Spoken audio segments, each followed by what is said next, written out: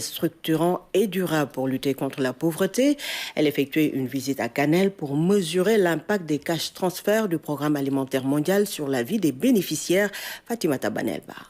Première étape de la visite de la directrice du PAM Sénégal et de sa délégation, Canel 2, un quartier flottant où vivent pour la plupart des ménages vulnérables à majorité des réfugiés mauritaniens, comme Abdoulaye Moussadé, un chef de ménage qui a à sa charge 12 enfants et d'autres membres de sa famille. Devant sa vulnérabilité, il a eu à bénéficier des cash transferts octroyés par l'État du Sénégal, mais également celui du programme alimentaire mondial.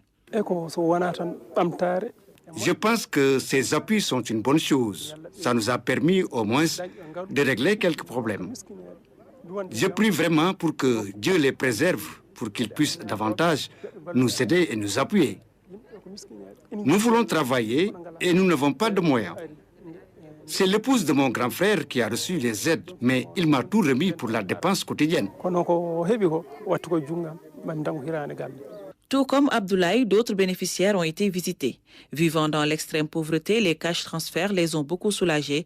Ils sont venus répondre à des besoins particuliers.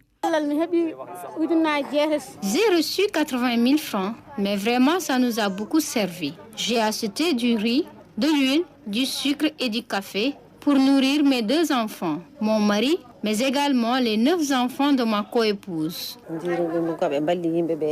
Ces cash transferts montrent seulement que l'État du Sénégal et ses partenaires ne nous ont pas oubliés, nous les familles vulnérables. Grâce à cet argent, j'ai pu acheter des denrées alimentaires, mais également du lait, des couches pour les jumeaux de ma sœur. En même temps, satisfaire leurs besoins.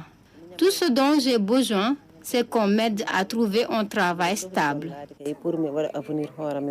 L'appui de générosité de l'État du Sénégal et de ses partenaires sonne comme une réponse à un besoin pressant et urgent. Seulement, il est important de réfléchir sur des projets structurants afin de rendre ces ménages plus résilients pour éviter la pauvreté. On a visité des ménages où le chef de ménage il est sans emploi. C'est des familles aussi assez nombreuses. Et en fait, c'est assez difficile quand même. Et ce que nous pensons encore avec le gouvernement, nous travaillons avec le gouvernement, c'est de voir dans quelle mesure on travaille avec ces bénéficiaires, ces ménages, pour construire leur résilience. C'est-à-dire il faudrait qu'on arrive à trouver, par exemple, des activités génératrices de revenus qui vont leur permettre d'avoir